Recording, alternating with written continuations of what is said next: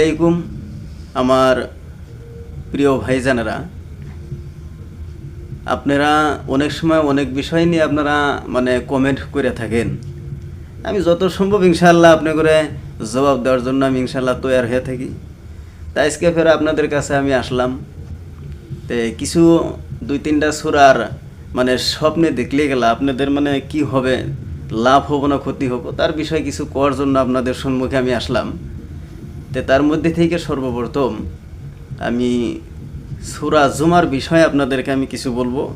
যে কোনো মানুষ যদি স্বপ্নে দেখেন যে সূরা জুমা আপনি স্বপ্নে দেখতেছেন, তাহলে হযরত ইবনে সিরিন রহমাতুল্লাহি আলাইহি দামাত বারকাতু আলিয়া তিনি বলছেন যে কোনো মানুষ যদি সূরা জুমা দেখেন তাহলে তার দলিল দেওয়া হইতেছে যে সে মৃত্যুর আগে সে ব্যক্তি তওবা করতে পারবেন, অথবা আপনার ভালো কামের আশা আপনার দ্বারা করা যায়।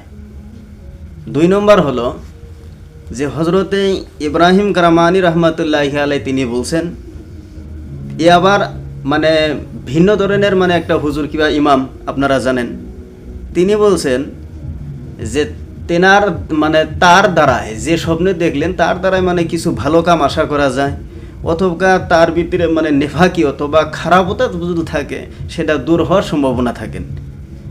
আর একটা সূরা আমরা যদি দেখেন যে 2 নম্বর হইতেছে যে কোনো মানুষ যদি সূরাতুল মুনাফিকুন যদি কোনো সূরা যে দেখে যে আমি স্বপ্নে পড়তাইছি, তাহলে তার জন্য কি হতে পারে। ইবনে সিরিন রহমাতুল্লাহি আলাইহি দামাত বারকাতু আলিয়া তিনি বলছেন যে কোনো মানুষ যদি স্বপ্নের মধ্যে যদি দেখে যে আমি সূরা মুনাফিকুন আমি পড়তেছি, তার তার দলিল হইতেছে যে সে মানুষ মুনাফিক হওয়ার সম্ভাবনা আছে অথবা মুনাফিক হবেন। তো এর বিষয় নিয়ে হজরতে জাফর ইনি বড় একজন আল্লাহওয়ালা ছিলেন। জাফর সিদ্দিক আলাইহিস সালাতু ওয়াস সালাম তিনি বলছেন যে এর দ্বারা বোঝা গেছে যে কোনো মানুষ যদি এরকম যদি দেখে যে তার সূরা মুনাফিকিন তিনি দেখছেন, তাহলে বোঝা যাবে যে তিনি তার ভিতরে নেফাকি অথবা খারাপতা বেশি থাকার কারণে এরকম তারে দেখান হলো। আমি 3 নম্বর যে সূরাটা আপনাদের সম্মুখে নিয়ে আসতেছি, সূরা তালাক বলা হয়। আমরা সবসময় পড়ার টাইমে আমরা তেলাওয়াত করেই থাকি, যেহেতু হুজুর যারা আছেন তারাও করেন, আম যারা আছেন তারাও আমার রাইস সকল যারা আছেন তারাও সবসময় পড়াশোনা করে থাকেন। তা আপনারা নিশ্চয় জানতে পারছেন যে সূরা তালাক এটা কয় নম্বর পারার ভিতরে আছেন।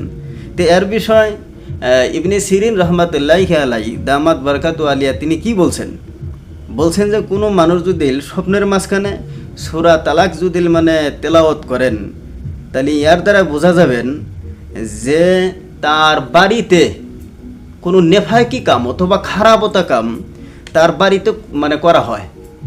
তার আপনি স্বপ্নে দেখতেছেন, আপনি স্বপ্নে এটা দেখলেন যে আমি সূরা তালাক আমি তেলাওয়াত করতেছি, তাহলে এটার দ্বারা আপনি এটা জানতে পারবেন যে আমি বাড়িতে বসে বসে কোনো গুনার কাজ আমি করতেছি, আমার দ্বারা গুনার কাম হইতেছে, এরকম একটা মনে করবেন। তো এর বিষয়ে না হযরতে জাফর সিদ্দিক আলাইহিস সালাতু ওয়াস সালাম তিনি কি বলছেন, তিনি বলছেন যে হারামের থেকে তওবা করা সবসময়। আমার হারাম বলে আমার হারামের থেকে আল্লাহ তুমি আমারে বাঁচাও, আমারে রহম করো বলে এরকম আল্লাহর কাছে আরাধনা প্রদান করা যে আল্লাহ আমারে তুমি হুঁশিয়ার হিসাবে কিছু একটা জানাইয়া দিলেন, তুমি এখনও তোমার টাইম আছে, তুমি পরিবর্তন হয়ে যাও, এরকম হিসাবে হইতে পারে যে আপনি স্বপ্নে সূরা তওবা আপনি দেখছেন।